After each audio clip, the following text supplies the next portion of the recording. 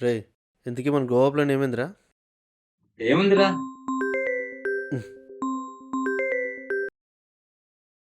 చెప్పరా. ఏముందిరా?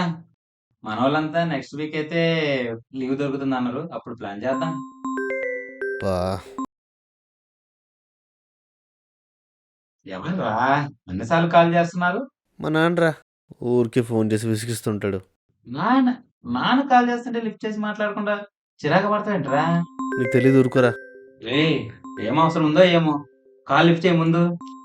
ఉమ్, సరే. చెప్పు. ఎలా ఉన్నావు బాబు?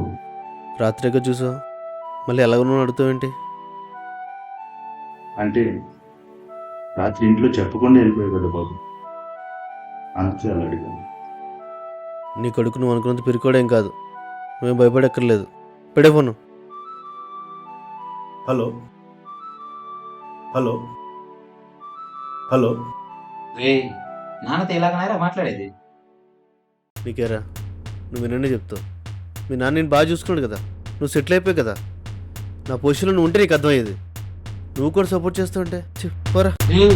రే ఆగరా, సార్ చెప్పేది కట్టరా, ఆగరా.